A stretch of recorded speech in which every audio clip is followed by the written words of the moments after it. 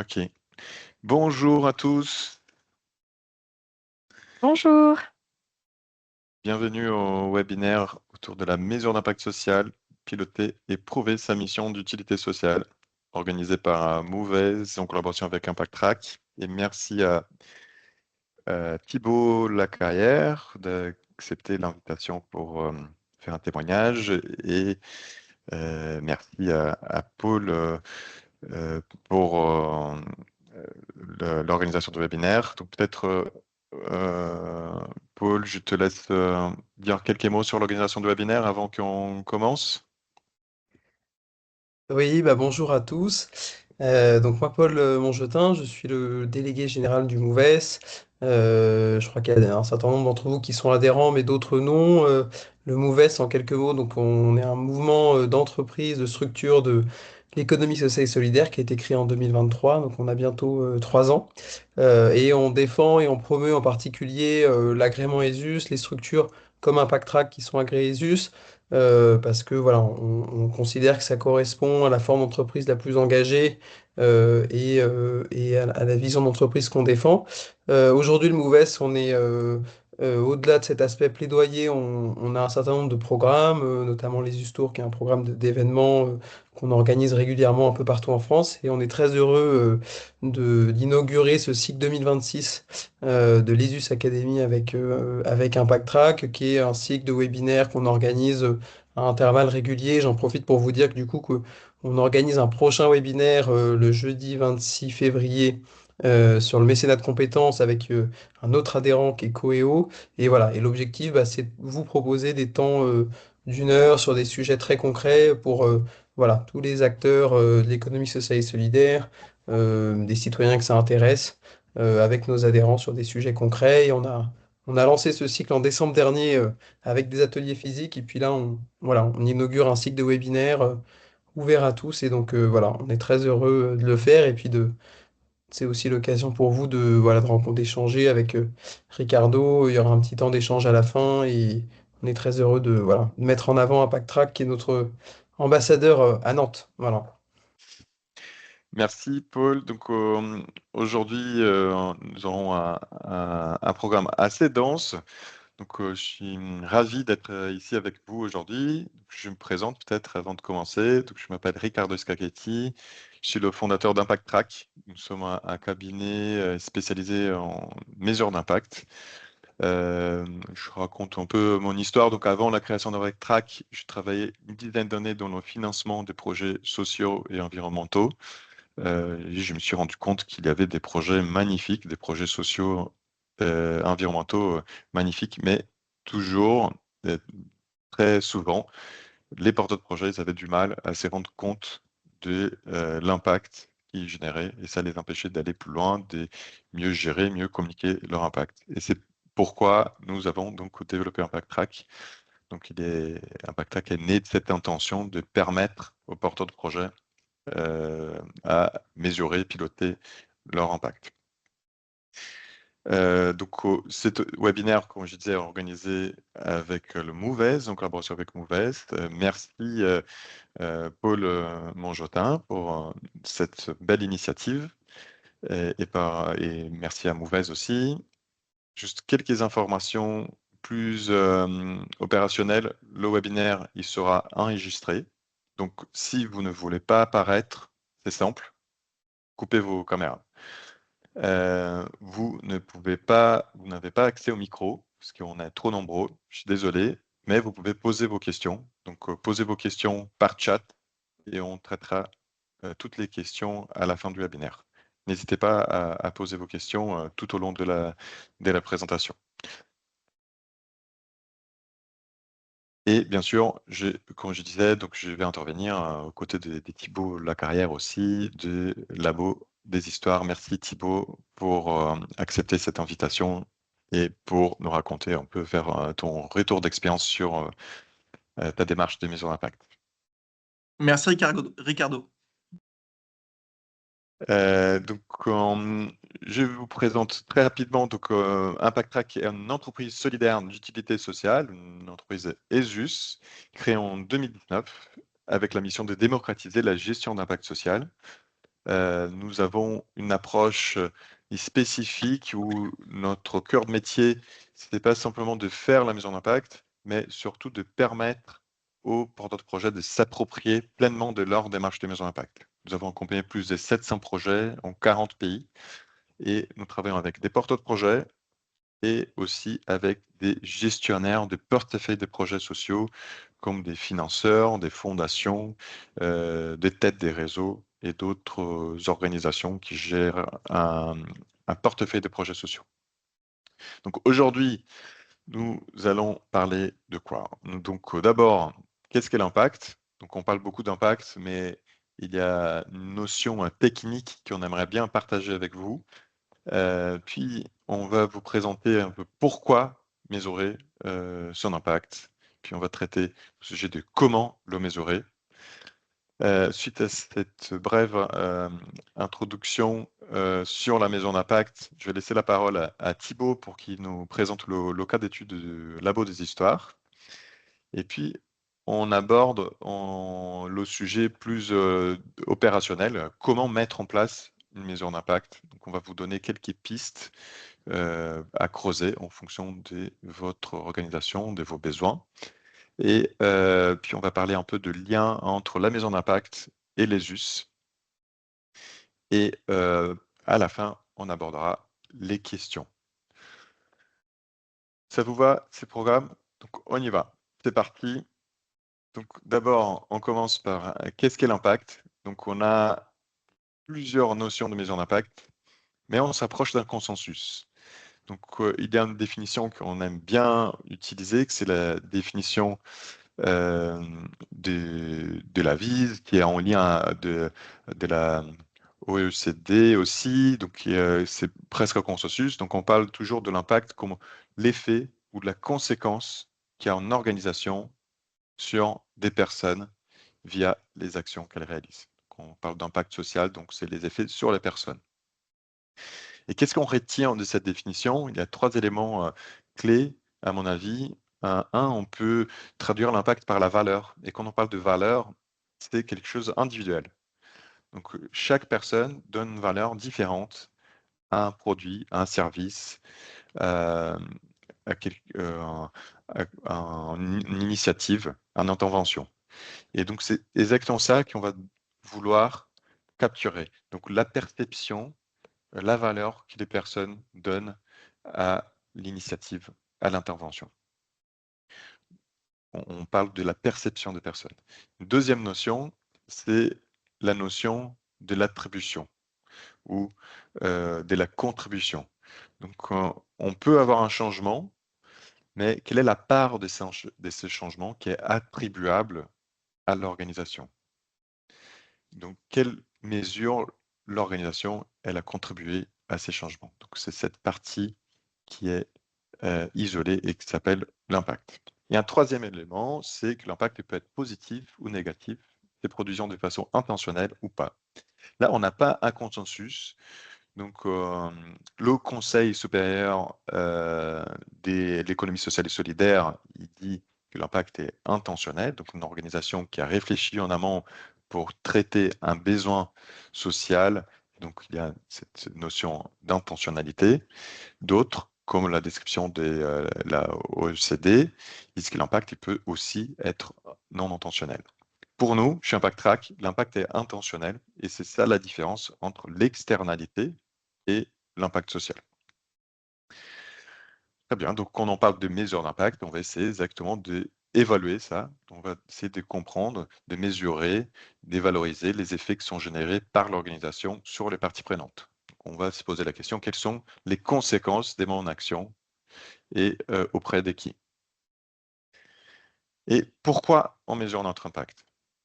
On mesure notre impact, normalement, on va pour répondre à 3 défis clés. Donc, un premier défi qu'on rencontre souvent chez les projets sociaux, c'est un manque de clarté. Quand on parle d'aspects sociaux, c'est très subjectif. Donc, c'est difficile à décrire, à avoir une vision commune autour de ces notions plus subjectives. Donc, il y a un manque de clarté sur l'impact. Ça, c'est un premier défi. Le deuxième, c'est le manque de repères. on peut mesurer notre impact, mais est-ce qu'il est déjà très positif ou est-ce que c'est une faiblesse et donc on doit travailler pour l'améliorer? C'est difficile à savoir aussi dans quel degré c'est considéré comme une faiblesse ou comme une force. Et un troisième défi, c'est le manque de reconnaissance de la part notamment des financeurs, des partenaires, parce que l'impact il est trop subjectif. Donc, comment on communique ces effets, ces, ces conséquences très subjectives.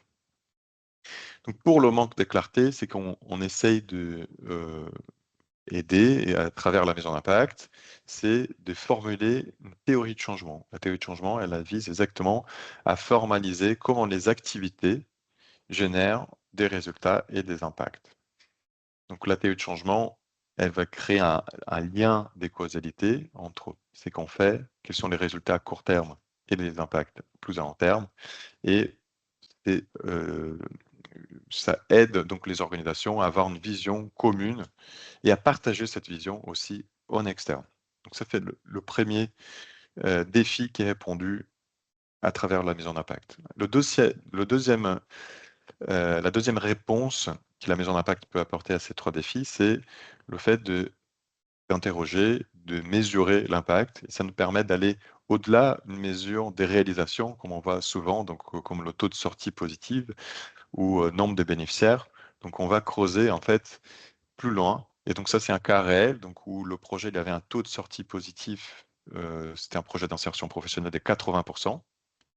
Mais si on creuse un peu, on a identifié que juste un tiers des personnes se sentaient autonomes dans la recherche d'emploi. Donc une fois que le contrat d'insertion est fini, juste un tiers se sentirait à l'aise à chercher un emploi. Donc c'est un point d'amélioration. Et donc c'est ça qu'on essaye de partager et pour que le porteur de projet puisse être dans une démarche d'amélioration continue. Et le troisième point où on aide à répondre à ces défis, c'est donc le fait de partager son impact. Partager l'impact d'une manière claire, synthétique, transparente pour créer de la confiance. Donc on crée ce qu'on appelle des pages d'impact, on peut créer un rapport d'impact qui répond à ces défis de manque des reconnaissances. Voilà, donc ça c'est pourquoi mesurer l'impact. Maintenant, on parle de comment on mesure l'impact. Bon, bien sûr, ne vous attendez pas à devenir des experts en mesure d'impact dans un webinaire d'1 heure. Donc, je vais vous donner juste quelques pistes méthodologiques sur la démarche des mesures d'impact. Donc, aujourd'hui, il y a plusieurs guides des mesures d'impact. Donc, les méthodologies, les approches, les guides sont très nombreux. Qu'on a fait en interne un travail d'étudier les guides les plus reconnus et créer un processus qui est aujourd'hui presque un consensus autour de la façon dont on doit mesurer notre impact. Et ces processus, ils comportent 5 étapes clés. Donc la première étape, c'est d'identifier les parties prenantes. Donc à qui on s'adresse, quels sont les besoins de ces parties prenantes, qui sont ces parties prenantes. Et ça va nous aider donc à définir aussi le périmètre du projet. Donc c'est une étape d'exploration des parties prenantes, de ces besoins. Suite à ça, on va s'intéresser à décrire comment nos actions impactent ou quelles sont les conséquences de nos actions auprès des parties prenantes identifiées. Donc ça aussi, on va formaliser ça à travers de la théorie de changement que je vous ai présenté auparavant. Et cette théorie de changement, elle nous permettra donc d'avoir cette vision commune, d'expliciter quelles sont nos actions, quels sont nos résultats et quels sont nos impacts. Et aussi, c'est un outil qui nous permettra de cadrer la mission en disant je ne vais pas tout mesurer, je vais mesurer quelques effets sur quelques parties prenantes. Et donc, ça nous permet de dire OK, quel est le périmètre de ma démarche des mesures d'impact, parce qu'on ne peut pas tout mesurer Sinon, on va créer une usine à gaz beaucoup trop complexe et pas adaptée à nos moyens en interne. La troisième étape, c'est exactement de mesurer. Donc, on va dire que cette partie prenante, je vais mesurer ces effets-là. Et donc, ces effets, je vais utiliser des indicateurs pour les mesurer. Puis, je vais collecter de données pour alimenter ces indicateurs et créer donc, un rapport pour les présenter. Pour chaque étape, on peut utiliser différentes méthodes. Donc, on peut utiliser la cartographie des parties prenantes, on peut utiliser des enquêtes qualitatives pour comprendre les besoins des parties prenantes, les effets aussi pour affiner la théorie de changement. On peut utiliser des indicateurs, des bases d'indicateurs sectoriels. On peut utiliser des indicateurs qui nous servent à monétariser, des proxys monétaires, on appelle. Pour la collecte des données, on peut utiliser des enquêtes, des différentes méthodes de collecte, faire une collecte avant, après ou une collecte après. On peut faire une randomisation, que c'est beaucoup plus complexe, mais beaucoup plus précis aussi pour évaluer notamment l'attribution, on a parlé avant. Pour le suivi, le reporting, on peut utiliser des tableaux de bord, des évaluations multicritères ou des synthèses d'impact. Donc, il y a plusieurs méthodes. Et cette variation de méthodes, ça crée une énorme différence en termes aussi de charge de travail.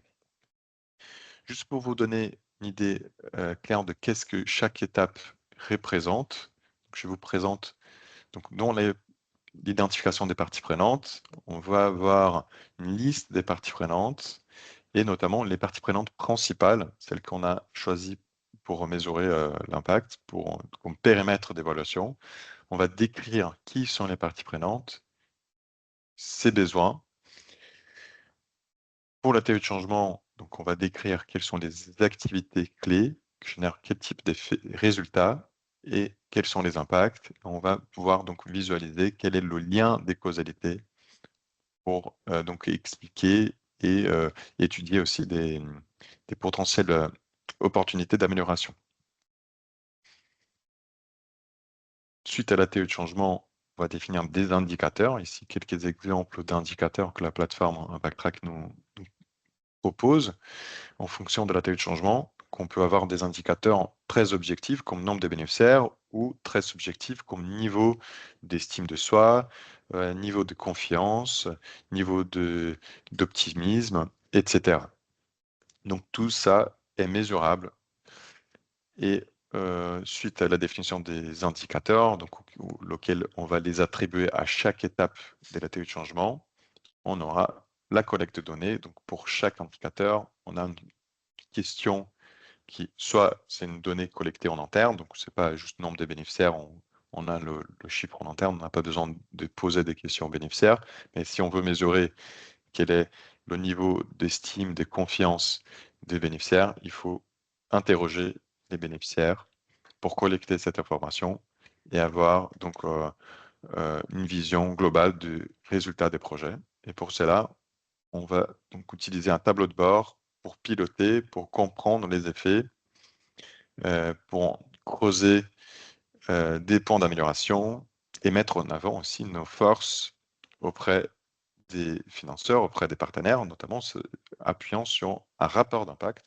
Donc ça, c'est un exemple de rapport d'impact où on présente le projet, l'organisation, qui on touche avec le projet, des témoignages, on présente les réalisations du projet, les résultats sur les parties prenantes, ainsi que les impacts et d'autres éléments des communications comme l'équipe, les partenaires, etc.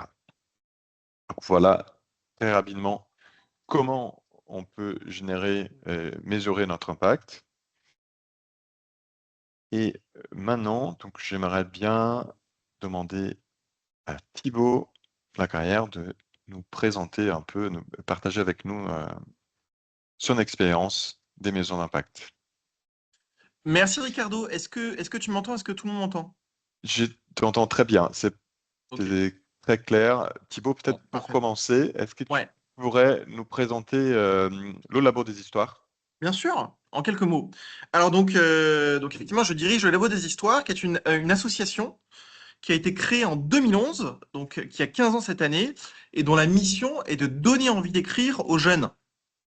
Elle est partie d'un constat, cette association, c'est qu'il n'y a pas pour l'écriture ce qu'il y a pour d'autres formes de pratiques créatives. On sait à qui s'adresser quand on veut faire du théâtre, quand on veut faire du dessin, quand on veut faire de la musique, mais il n'y a pas de structure pour encourager la pratique de l'écriture. Ce qu'il y a, c'est l'école. Et à l'école, le rapport à l'écriture, il est très lié aux règles.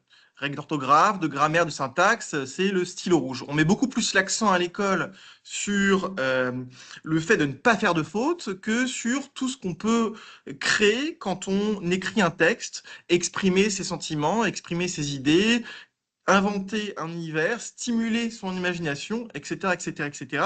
On ne met pas en avant le plaisir qu'on peut prendre à écrire. Et non seulement ce rapport-là à l'écriture, il est limité, mais en plus, il est très inhibant pour beaucoup de jeunes qui considèrent que s'ils ne maîtrisent pas toutes les règles de l'écriture, ils ne se sentent pas autorisés à écrire. Et donc, ils se détournent de l'écriture alors que tout le monde a un papier, un crayon, tout le monde a un smartphone, tout le monde a les outils pour écrire et tout le monde a des histoires à raconter. Et c'est ça le plus important. Et donc, ce qu'on essaye de faire, nous, c'est de réconcilier les jeunes avec l'écriture. Alors, qu'est-ce qu'on fait? On fait quatre choses essentiellement. Des ateliers d'écriture, euh, on organise des formations, on produit des ressources pédagogiques autour de l'écriture et on organise des concours d'écriture. Voilà. Donc ça, c'est l'association en quelques mots. On est présent dans 10 régions en France, hexagonale ultramarine. On est une vingtaine de salariés et on a organisé l'année dernière 3000 ateliers d'écriture pour les jeunes de 6 à 25 ans.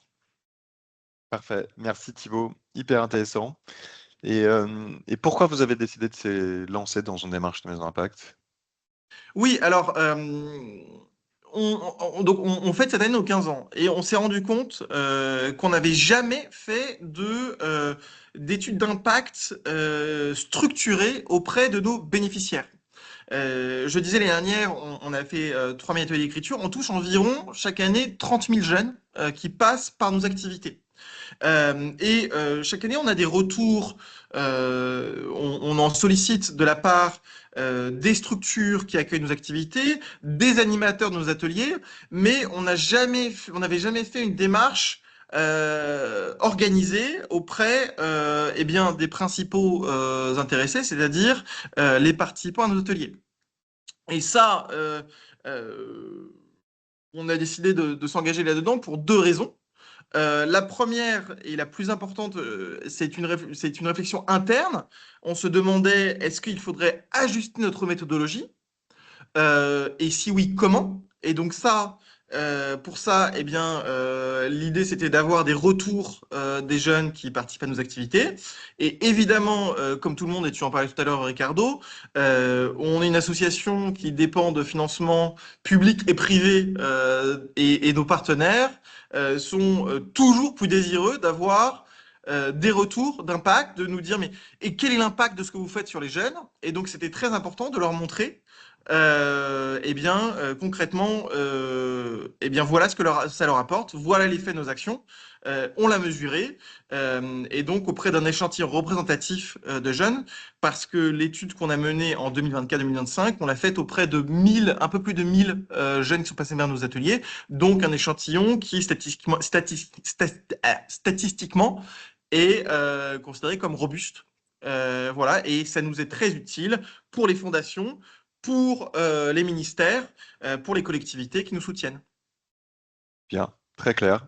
Merci Thibaut. Et donc la démarche de Maison Impact, elle comporte plusieurs étapes, quand j'ai Ouais. présenté précédemment. Donc il y a un travail nécessaire pour mettre en place ces activités. Donc vous êtes fait accompagner par Impact Pack, mais comment vous êtes organisé en interne? Comment ça s'est passé, la mise en place de la démarche de Maison Impact? Ouais. Effectivement, et tu l'as dit, c'est un gros travail, une étude d'impact, et je pense que c'est ce qui nous a fait attendre un petit peu, c'est de se dire est-ce qu'on a les ressources humaines pour s'engager là-dedans. Et la réponse est oui. Et j'y reviendrai peut-être un tout petit peu plus tard. Mais la manière dont on s'est organisé, c'est très simple. C'est qu'on avait une personne au sein de notre équipe qui était vraiment chef de projet sur l'étude d'impact, qui était la personne qui coordonnait tout ce travail, qui était en contact avec Impact Track, qui était en contact avec toutes les membres de l'équipe qui avaient vocation à participer au projet. Donc vraiment une personne qui était le chef de file de ce projet. Et puis après, on a impliqué le plus possible l'ensemble de l'équipe. Euh, c'est un travail qui doit être collectif, si à mon sens, s'il est réussi. Et c'est d'ailleurs l'un des intérêts d'une étude d'impact, c'est que c'est quelque chose qui peut être fédérateur pour une équipe, qui peut mobiliser une équipe pour se poser des questions sur l'efficacité de ce qu'on fait, sur la méthodologie, etc., etc. Et donc, on avait une personne, tout le monde impliqué. Ça a mis 9 mois au total. On a commencé en novembre 2024, on a conclu le projet en juin 2025 avec 5 temps. Le premier, eh bien, arriver à identifier ce qu'on voulait montrer et comment on voulait le montrer. Un deuxième temps, la création des questionnaires. On s'adresse à des jeunes, pour la plupart éloignés des pratiques culturelles, de 6 à 25 ans. Donc, il faut que ces questionnaires soient compréhensibles, qu'ils soient faciles, qu'ils soient simples d'accès. S'assurer ce qu'ils soient remplis et qu'ils correspondent à ce qu'on attend. En termes de réponses, il ne faut pas trop de réponses ouvertes, mais en même temps pas que des réponses fermées, etc., etc., etc. Ensuite, troisième phase, une phase pilote pour tester un petit peu les questionnaires. Une fois qu'on était sûr une fois qu'on avait pu faire les ajustements qu'on avait besoin de faire, diffusion largement auprès des 1000 bénéficiaires et enfin analyse des résultats. Voilà. Très bien. Donc ça, c'était les 5 phases. Ça nous a mis 9 mois au total et c'était tout à fait supportable, même si évidemment, il faut, à mon sens, avoir quand même quelqu'un qui va suivre le projet du début à la fin. Et ça, voilà, ça peut pas être trop partagé. Très bien. Et donc 9 mois, juste pour clarifier, c'est pas 9 mois d'une personne à temps plein. Donc normalement, le projet il prend 9 mois parce qu'il faut aussi du temps de digérer, de collecter de données, donc il faut relancer, donc il y a un temps nécessaire pour décanter tout ça. Tu Euh, as- Par Ouais, tout à fait. expérience, en moyenne, donc on voit qu'il y a un porte-projet il prend entre 5 et 12 jours temps plein, mais répartis en plusieurs mois, entre 6 à 12 mois. Donc chez vous, estimez que ça a pris combien de temps Tu veux dire combien de temps vraiment de journées Oui, ont été passées sur. Alors, ce qui a mis du temps, donc effectivement, tu as absolument raison. La personne qui s'occupait de ça, qui s'appelle Margot, Margot n'était pas uniquement chargée de mission impact. Elle faisait bien d'autres choses. Elle avait déjà au sein de l'association une fonction transversale. Donc, elle avait des missions qui la conduisaient à être en contact avec beaucoup de nos collègues qui étaient impliqués dans la collecte des questionnaires. Mais ce qui mettait du temps, c'est voilà, la conception, je dirais le lancement, ça met un petit peu de temps. Et ce qui met du temps pas mal, c'est la collecte de tous les questionnaires. Parce que tout dépend évidemment de l'envergure de l'étude d'impact qu'une association souhaite ou qu'une structure souhaite mener. Nous, notre étude, on voulait en faire une étude de grande envergure. Et donc, on avait des questionnaires qui étaient sur 80 villes différentes dans 9 régions. mm, Et donc, à chaque fois, il fallait se rendre sur place parce que des jeunes de 10 ans, euh, il faut un petit peu les pousser, enfin, en tout cas, les accompagner pour s'assurer que les questionnaires vont être remplis. Et donc, il fallait se déplacer et c'est ça, je dirais, qui a été chronophage. Mais le temps de Margot, je sais pas, ouais, une douzaine de jours, peut-être au total, une quinzaine de jours de temps de travail. C'est difficile à dire parce que ça s'est vraiment étiré sur 9 mois. Ouais, Mais en tout cas, c'est gérable avec d'autres choses. Il y a des pics où là, il faut être un peu plus très bien. mobilisé. Voilà. Ouais, notre moyenne, c'est un jour par mois dédié. Et donc, ça dépend notamment de, voilà, de l'envergure de la démarche. Et, et Thibaut, quelles sont donc les difficultés? Tu en as mentionné une, là, le temps, voilà, la mobilisation des personnes. Est-ce qu'il y a d'autres difficultés que vous avez fait face et quels sont aussi les bénéfices que vous avez retirés de la démarche? Ouais. Alors, la difficulté qu'on a rencontrée, qui est vraiment propre à notre organisation, c'est que voilà, on intervient sur des territoires qui sont très larges et très éclatés, et donc arriver à obtenir les réponses qu'on souhaitait, ça nous a demandé une certaine organisation. Le fait de s'adresser aussi à des jeunes qui, pour beaucoup, sont des jeunes de milieux défavorisés, qui, pour certains, ont une maîtrise approximative de la langue etc. Ça nous a conduit à devoir vraiment simplifier beaucoup les questionnaires qu'on a proposés. Mais ça, c'est, je dirais, des enjeux techniques qu'on a réussi à surmonter. Euh, voilà, on n'a pas eu de grosses difficultés une fois qu'on s'est lancé là-dedans. C'est juste il faut savoir là où on met les pieds. Il faut savoir que ça va demander une mobilisation de l'équipe et se lancer là-dedans avec l'objectif, je dirais, un objectif calendaire qu'on souhaite tenir. Voilà, mais sinon, après, ça a été relativement fluide. Les bénéfices, ils sont pour moi de trois ordres. D'abord, qu'est-ce qu'on était parti chercher, nous? Un, c'était montrer l'efficacité de nos actions pour nos partenaires et aussi pour nous-mêmes.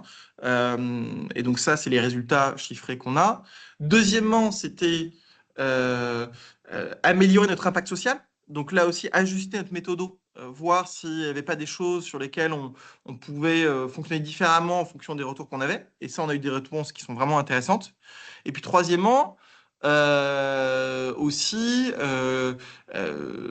contribuer au débat public sur l'écriture, sur la place de l'écriture, sur la manière dont l'écriture est enseignée, sur la manière dont elle est partagée et sa place dans la société.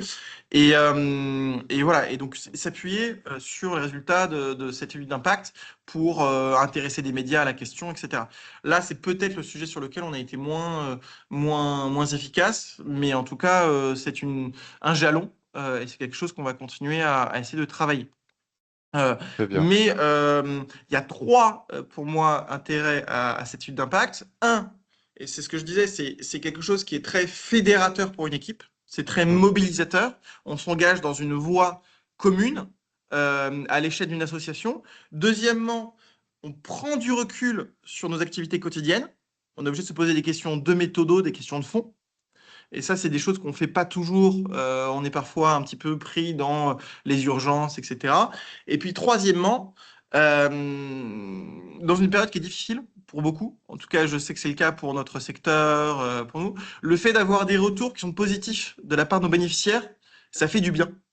Et s'engager dans une démarche d'étude d'impact, c'est aussi avoir pour nous des jeunes qui disent merci, c'était super, ça nous a fait du bien, on a trouvé ça génial, ça nous a changé notre vie dans le meilleur des cas, parfois juste on a passé un bon moment. Et ça, je dois dire que bah, ça donne un élan.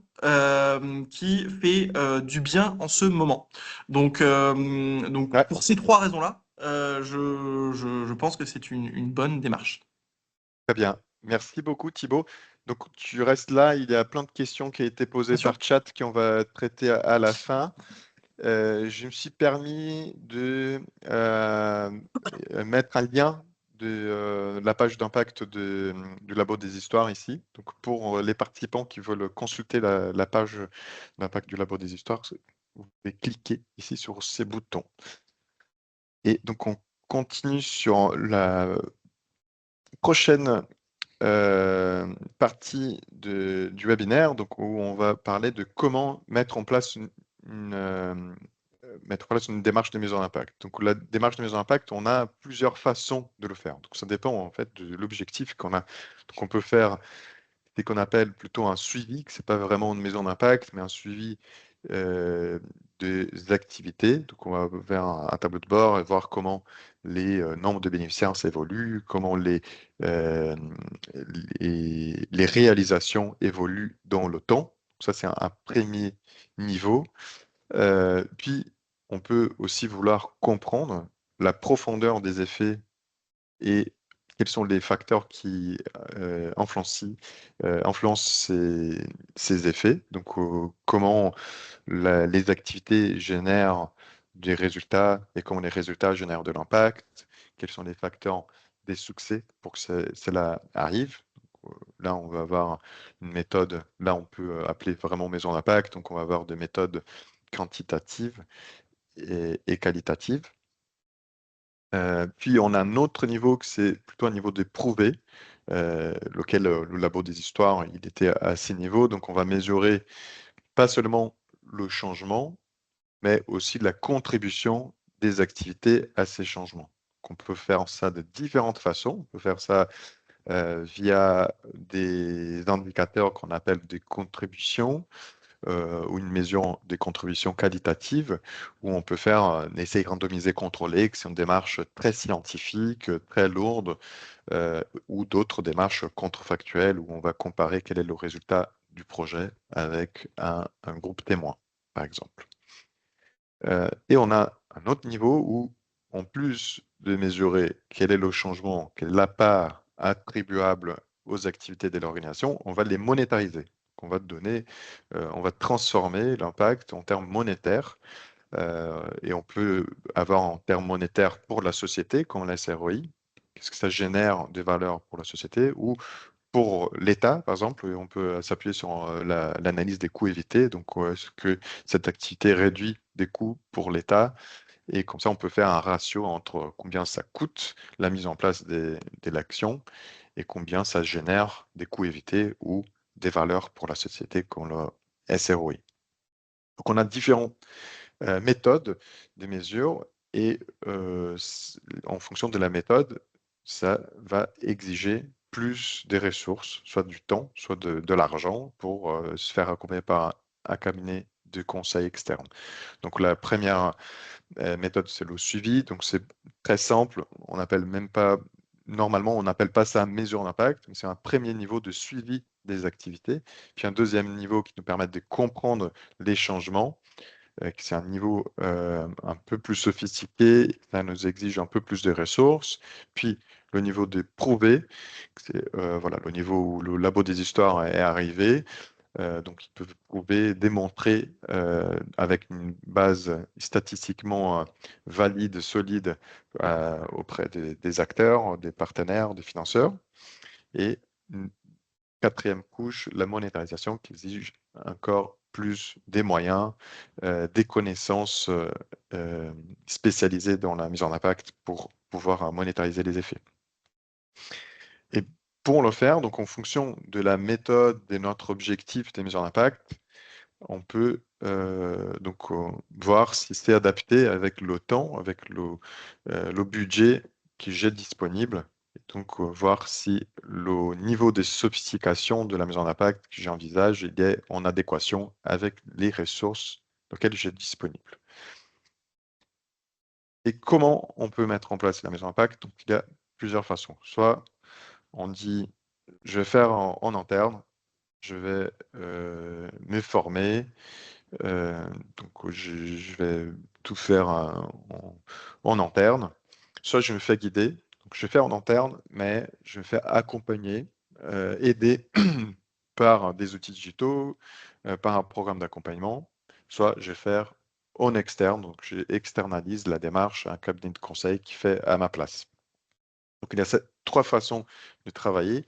Donc ici, je vous ai partagé quelques éléments. Donc je peux vous envoyer cette présentation. Donc, pour la formation, vous pouvez consulter quelques sites comme le site de la Vise, par exemple, la Fonda, où il y a beaucoup de contenu, ça va vous apporter un premier niveau d'information. Pour les formations, il y a des formations gratuites. Par exemple, le MOOC de l'ESSEC, c'est une formation de 11 heures, très complète. Il y a le Lean Data to Measure Social Impact de Acumen, c'est en anglais, c'est gratuit aussi. C'est assez intéressant. C'est une démarche de maison d'impact en ligne avec Design Thinking. Pour la partie de se faire accompagner, on peut faire appel à des outils digitaux dont Impact Track. Donc Impact Track, ça vous guide tout au long de la démarche, donc comment le labo des histoires a été accompagné, en plus des programmes d'accompagnement. Nous, on propose un parcours d'accompagnement qui passe par les étapes clés. Donc on organise des webinaires, des workshops, des ateliers, des co-constructions. Il y a d'autres programmes d'accompagnement comme Size Up ou Cap Impact. Et pour les démarches externalisées, donc si vous voulez faire appel à un cabinet de conseil, on vous partage aussi une liste des cabinets de conseil spécialisés dans le domaine de la mesure d'impact. Et donc ces trois approches, elles vous permettent d'atteindre des différents niveaux de sophistication. Si vous faites vous-même en interne, vous pouvez arriver au niveau de comprendre, difficilement au niveau de prouver. Il faut avoir un regard externe pour arriver au niveau de prouver. Ça va vous prendre plus de temps parce qu'il faut étudier. Donc, on estime 40 jours de travail étalés entre 10 à 12 mois. Mais c'est le moins cher. Donc, il y a des formations gratuites, il y a des formations payantes. Ça va vous coûter maximum 4 000 €. Si vous faites guider par un cabinet ou un centre de formation, ça va vous coûter entre 3 000 et 7 000 €. Chez Impact Track, on a des offres à 3 000, 4 000. Et donc, il y a tout un parcours de formation et ça vous permet d'arriver jusqu'au niveau de prouver votre impact. Si vous voulez monétariser votre impact, il faut forcément passer par un cabinet de conseil. C'est très spécifique. Ça va vous prendre trop de temps sinon. Donc, un cabinet de conseil, ça vous permet de faire ça plus rapidement. Mais ça va vous coûter plus cher. Ça peut coûter 20 000 € à 300 000 € si vous faites un essai randomisé contrôlé, une démarche très scientifique et complexe. Donc, voilà, les trois choix se varient en termes de niveau de sophistication et en termes de temps et d'argent. Faire soi-même, ça prend plus de temps, mais c'est le moins cher. Se faire guider, ça vous prend moins de temps, c'est moyennement cher. Et cabinet de conseil, c'est encore moins de temps. Ça vous permet d'aller plus loin en termes des niveaux de sophistication, mais c'est le plus cher. On a créé ces cadres pour vous aider dans le choix de quelle est votre approche pour la mise en place des maisons d'impact.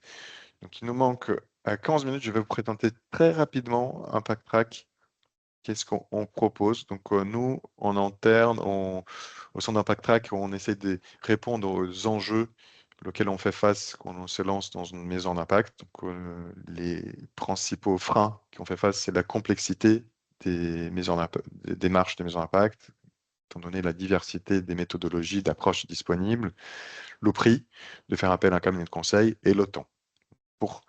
C'est là qu'on a développé une solution qui vous permet de mesurer, mais pas seulement mesurer, parce que la mesure per se, ça n'apporte pas de valeur. C'est que vous apportez de valeur, c'est plutôt la gestion et la communication de l'impact. Et on essaye d'être le plus simple possible, vous permettre de faire une mesure d'impact en continu pour la gestion et économique. Et notre solution, elle comporte un parcours de formation et une plateforme qui va vous accompagner tout au long de la démarche. Donc, la plateforme vous permet de définir le référentiel d'évaluation, la théorie de changement, les indicateurs, vous permet de collecter données auprès des parties prenantes, créer un tableau de bord pour le suivi et la gestion de l'impact, ainsi que de communiquer votre impact facilement avec un rapport d'impact. Et on a aussi un parcours d'accompagnement qui comporte plusieurs ateliers, des co-constructions où on a une partie d'apport en théorique et une partie d'apport pratique. Et voilà, donc il y a un message à vous passer, c'est pour vous lancer dans une maison d'impact, il faut savoir que la maison d'impact, c'est pas une finalité, c'est plutôt un process. Donc il faut vous lancer, et quand vous vous lancez, c'est bien de faire la stratégie des petits pas, de lancer dans une démarche plus simple et au fur et à mesure la rendre plus complète et plus sophistiquée. Donc voilà, il faut s'élancer pour apprendre, pour internaliser les compétences euh, et au fur et à mesure intégrer la démarche dans votre gouvernance, dans vos processus, pour que la maison d'impact ne soit pas quelque chose à part, mais quelque chose intégré à vos process internes. Maintenant, j'aimerais bien aborder le sujet comment la maison d'impact elle peut vous aider dans un agrément pour l'obtention ou le renouvellement d'un agrément ESUS. Et pour cela, je demande à Paul de nous donner quelques éclairages sur les liens entre l'ESUS et la mesure d'impact. Oui, merci Ricardo. Peut-être juste rappeler, donc l'agrément ESUS, c'est un agrément qui est ouvert à toute structure, enfin à toutes les structures, quelle que soit leur forme juridique, qui vient valoriser les structures qui s'engagent sur un partage exigeant de la valeur qui est créée à travers un encadrement des écarts de salaire, euh, une lucrativité limitée avec une obligation de mise en réserve d'au moins la moitié du résultat net. Ça vient surtout garantir le fait que une structure poursuit un objectif, enfin, une activité d'utilité sociale, que cet objectif est inscrit dans les statuts. Donc là, c'est sur la dimension statutaire. Et en fait, peut-être que je te laisse peut-être mettre la petite slide suivante, mais simplement dire que voilà, euh, lorsque vous faites une demande pour obtenir l'agrément ESUS, il y a une instruction qui est faite parce que c'est un agrément public, c'est un agrément qui est délivré par les services de l'État. Donc il y a une instruction en préfecture. Et donc on vérifie notamment que bah, cette activité, elle est bien inscrite dans vos statuts et qu'elle a un impact concret sur votre activité. Donc aujourd'hui, une structure agréée ESUS, elle n'a pas une obligation de faire appel à un cabinet euh, comme Impact Track pour mesurer son impact social. Par contre, il y a bien une évaluation en tout cas de l'effectivité du respect effectif de ces principes. Bah, le fait que vous respectiez ces règles de lucrativité limitée, que les écarts de salaire soient encadrés, que vous avez inscrit dans vos statuts cet objectif-là. Et nous, au Mouvès, peut-être simplement pour dire qu'on défend la proposition suivante, c'est que on voudrait que toutes les structures ESUS elles aient l'obligation, enfin qu'il y ait un contrôle externe par un organisme tiers indépendant, euh, qui soit, on va dire, tous les 2 ans, tous les 3 ans, comme c'est le cas aujourd'hui pour les sociétés à mission, qui soit obligatoire.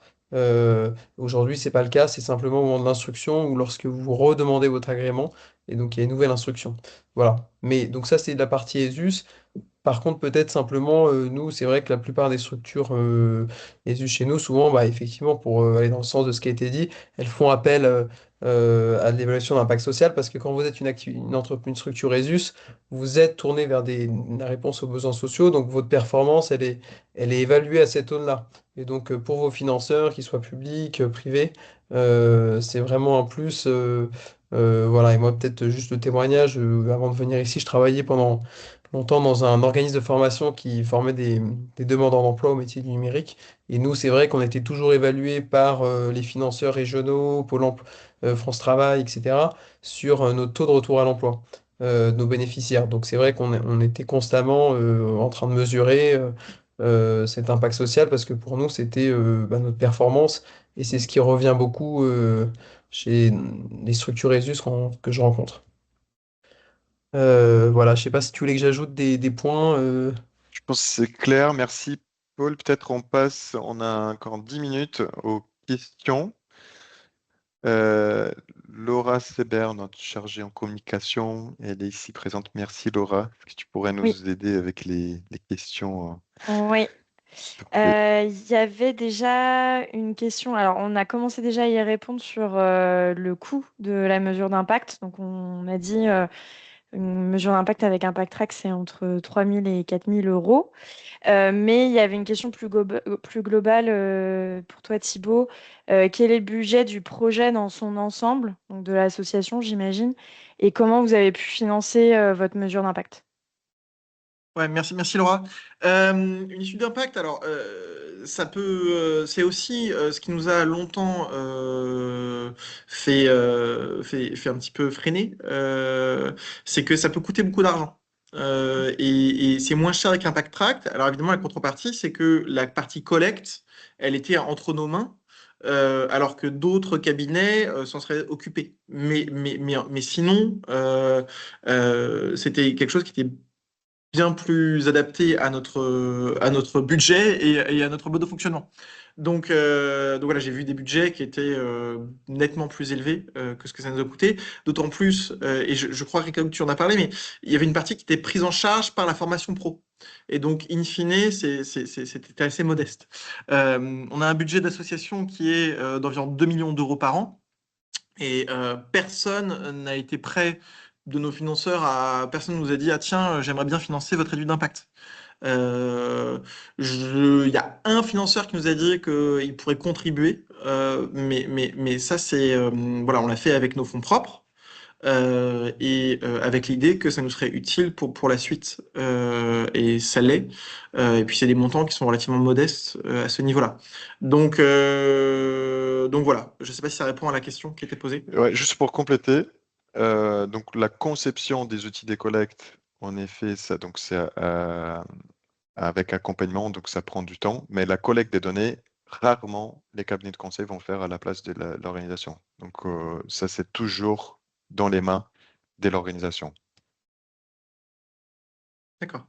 Ouais, donc un cabinet de Euh, conseil n'économise pas ses temps, mais il économise le temps. Il va te permettre de gagner du temps dans la conception des outils des collectes, de l'analyse des données, parce qu'on va, au lieu d'être formé et internalisé, il y aura quelqu'un qui fait à la place de l'organisation. C'est plutôt dans ces d'accord. sens-là, mais pas dans D'accord, très la bien. collecte des Non, données très bien. nécessairement. Voilà, mais en tout cas, j'ai vu des budgets qui sont enfin, plutôt de l'ordre de 20 000 euros, des choses comme ça, qui pour nous n'étaient pas vraiment envisageables. Hmm. Et puis en plus, on voulait être plus associé à la partie amont. Et donc ça aussi, c'est une autre approche. Voilà. Et en effet, sur la question du financement, c'est encore assez rare, parce que moi j'étais à la recherche de financement avant en associatif. C'est encore assez rare les financeurs qui financent des mesures d'impact, mais il y en a quelques-uns. Donc, faut pas hésiter aussi à entamer ce dialogue-là avec vos financeurs.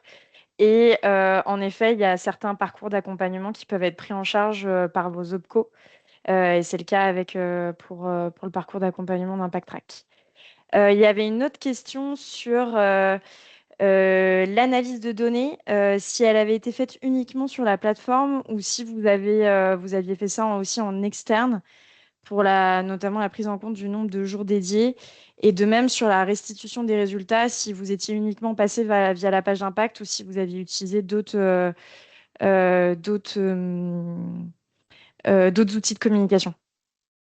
Alors, la réponse est on est passé par pour l'analyse, on est passé par les outils d'Impact Track. C'est aussi l'intérêt du site Impact Track, c'est d'avoir les outils, enfin toute l'interface qui va avec.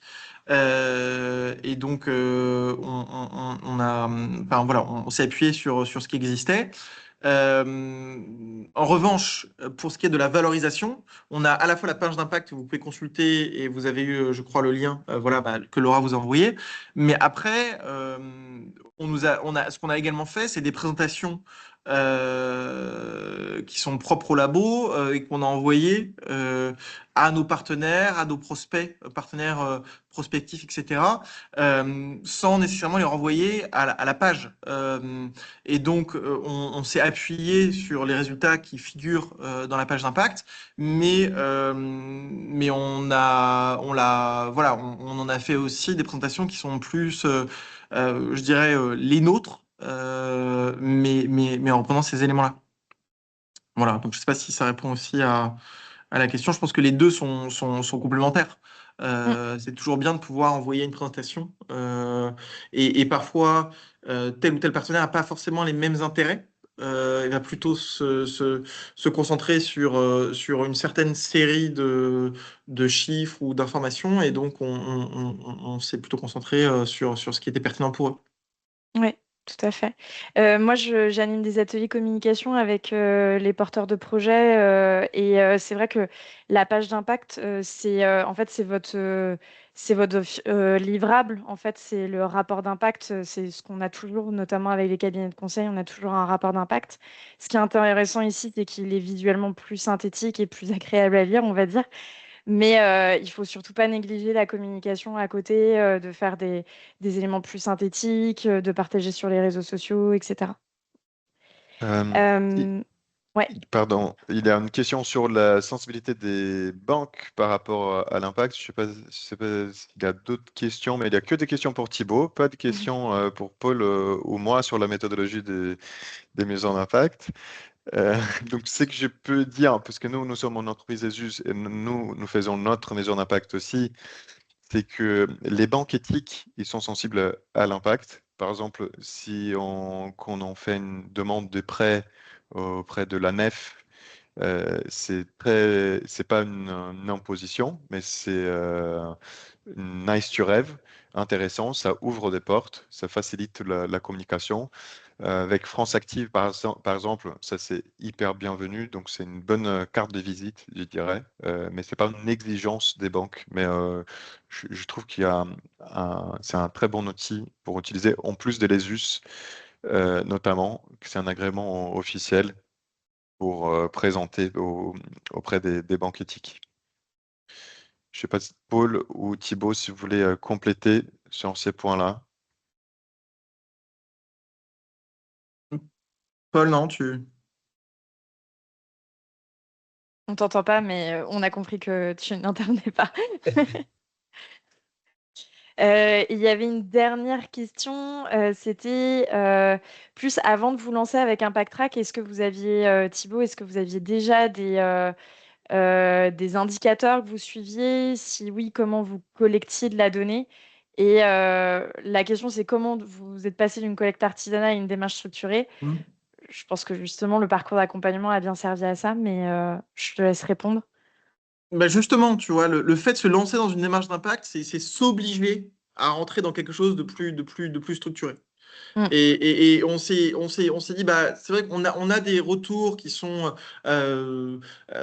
parfois sur certains projets où on nous demandait d'en faire, où nous-mêmes on le faisait sur tel ou tel projet pour des raisons X ou Y. Et là, on s'est dit, bon, bah, rentrer dans cette logique-là, ça va nous forcer à surmonter les obstacles pratiques qui existent, évidemment, et vraiment avoir quelque chose de robuste qu'on pourra défendre et qu'on pourra même réutiliser par la suite. Parce que Mm. maintenant, on a nos questionnaires et sans nécessairement passer par un pack track, on peut, mais on peut aussi décider que sur telle cohorte ou pour comparer la cohorte 2027 avec la cohorte 2024-2025, enfin, on peut s'appuyer sur cette référence-là. Et donc, comment est-ce qu'on décide de passer de quelque chose d'artisanal à quelque chose de structuré? Bah, vraiment en s'engageant dans une démarche d'étude d'impact et en disant c'est le moment. Voilà, nous, je ne regrette pas qu'on ait attendu. Donc, on a attendu un certain temps, puisqu'on a 15 ans cette année. Je ne regrette pas qu'on ait attendu, parce que on avait ce recul, ça nous a permis vraiment de faire une étude approfondie et d'en tirer des enseignements. Mais bon, il ne faut pas attendre indéfiniment non plus. Si j'ai un conseil, c'est de ne pas faire juste l'étude d'impact pour les partenaires, de la faire pour vous aussi, en vous disant ça va m'apporter quelque chose. Mm. Et pas juste, je vais être plus... Enfin, ce sera plus facile pour moi d'obtenir des financements de partenaires publics ou privés, et donc je le fais juste pour cocher cette case-là. Non, ça doit être quelque chose qui doit être utile, parce que ça prend du temps, parce que c'est vraiment un moment important de la vie d'une association, une étude d'impact. On n'en fait pas tous les 4 matins non plus, et il faut bien le faire. Et ça peut vous apporter des choses. Et évidemment, si ça vous apporte également des financements, c'est important, mais ce n'est pas la seule raison. Voilà. Très bien.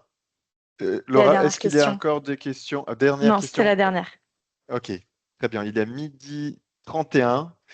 Donc, merci beaucoup, Paul, pour l'invitation d'animer ces webinaires, pour cette opportunité. Bravo pour cette belle initiative. Merci au Moves. Merci Thibaut pour ces témoignages très riches. Et merci Laura pour le soutien. Et merci à tous les participants d'avoir participé à ces webinaires autour de la Maison Impact, de l'Académie d'Elesus. C'est bien ça? Euh, Exactement. Et du coup, j'en profite voilà, pour vous donner rendez-vous pour notre prochain webinaire le jeudi 26 février sur le mécénat de compétences. Vous recevrez un petit mail. Voilà, si ça vous intéresse, n'hésitez pas à vous inscrire. Très bien, 26 février, c'est noté. Merci beaucoup. Bonne journée à tous. Merci. Bonne journée à tous.